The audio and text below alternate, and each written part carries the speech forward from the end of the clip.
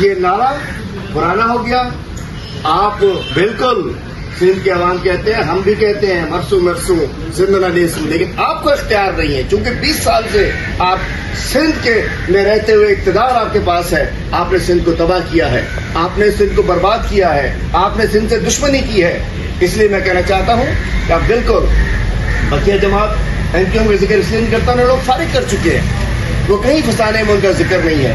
اور اس کے بعد میں کہنا چاہتا ہوں کہ ملک کے حالات کے حوالے سے, ملک کے حالات اس وقت اچھے نہیں ہیں. ہمیں غور کرنا پڑے گا کہ کہاں غلطیاں ہو رہی ہیں. سب سے بڑی غلطی تو یہ ہے کہ قوم کے ایک عظیم لیڈر کو, جو کہ عوام کے دلوں میں بستا ہے, عوام کے دلوں میں رہتا ہے, اس کو آپ نے, جس کے دور میں امن و امان بھی تھا, مہنگائی بھی نہیں تھی, بدامنی بھی نہیں تھی, سب کچھ ٹھیک تھا, ایک تو آپ نے اس کو باہر کیا ہوا ہے. اس کے علاوہ پالیسیز غلط ہیں. ہم سمجھتے ہیں جہاں تک بلوچستان کا تعلق ہے, ہم وہاں جو ہو رہا ہے ہم اس کو سمجھتے ہیں. اس وقت سب سے اہم پہلو یہ ہے کہ ایک طرف پیسہ کسی اور ایک دوست ملک کا ہے, بھیجا جا رہا ہے راک ایریا کے ذریعے. اسرائیل بھی بیچ میں موجود ہے, اور اس کے اندر ایک اور پڑوسی ملک سے بھی کچھ اس میں شمولیت کر کے پاکستان میں نیچے کیا جا رہا ہے. لیکن وہ لوگ جو اس ہمارے پاکستانیوں کو شہید کر رہے ہیں وہ دہشت گرد ناقابل معافی ہیں. دوسری جانب کشمیر میں ریاست کا طرز عمل ٹھیک نہیں ہے.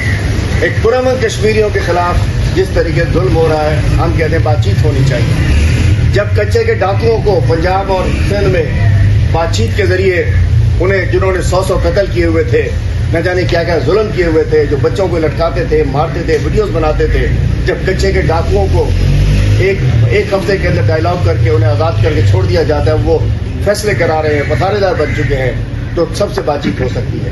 ہم کہنا چاہتے ہیں کہ جن کی ڈوریں کہیں اور سے ہلتی ہیں ان کو سریعان پھانسی بھی لٹکا دیا جائے, لیکن جو پاکستانی ہیں, پاکستان زندہ باد کا نعرہ لگاتے ہیں, اپنے حقوق کی بات کرتے ہیں, جیسے کشمیر میں کر رہے ہیں, ان کے خلاف بندوق نہیں اٹھانی چاہیے.